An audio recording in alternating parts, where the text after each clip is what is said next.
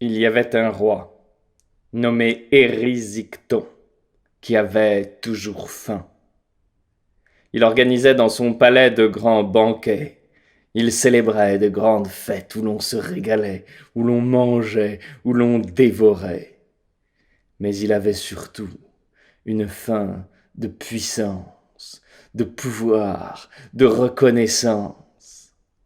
Il y avait une grande forêt qui s'étendait derrière son palais, et il s'était juré d'abattre le moindre arbre pour en faire des grands feux, pour nourrir de grandes fêtes, pour en faire des remparts pour son palais, pour en faire des navires pour partir à la conquête du monde.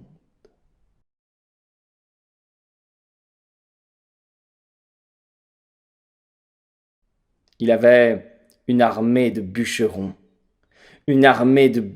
qui toujours avançaient dans la forêt. Et toujours la forêt reculait.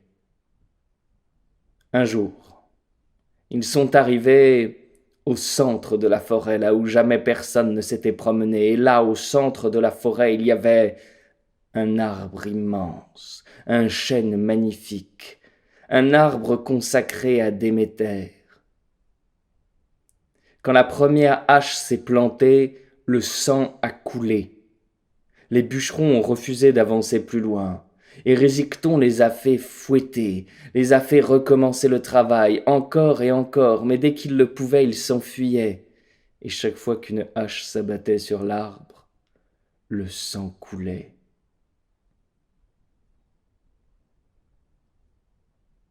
Finalement, c'est Érysichthon lui-même qui a dû l'abattre. Le sang giclait de partout. Il en avait sur tout son corps, et il continuait encore et encore à frapper, et à trancher, et à frapper, et à trancher, et finalement il est venu à bout de l'arbre. L'arbre s'est écroulé dans un grand cri, et une nymphe a dit: Tu as commis un grand sacrilège, tu le paieras. Déméter, la déesse, a nourri la faim d'Érysichthon. Quand il est rentré chez lui, il a fait préparer un grand banquet. On a mangé, on s'est régalé, mais il a eu beau s'empiffrer autant qu'il le pouvait, il avait toujours faim. Alors il a demandé qu'on rôtisse encore, qu'on fasse cuire, qu'on prépare, et on a préparé, on a fait rôtir, on a fait cuire.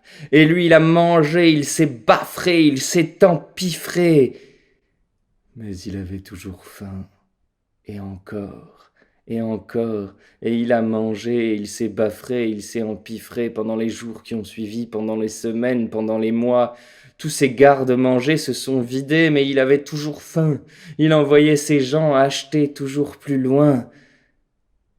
Et puis un jour, ils n'ont pas été assez rapides.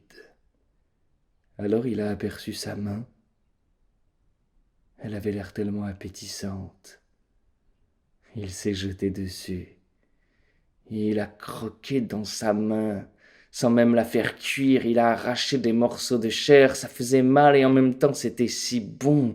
Et il a continué par le bras, l'autre main, la jambe, le corps. Et c'est ainsi qu'Érysichthon s'est tout entier dévoré lui-même.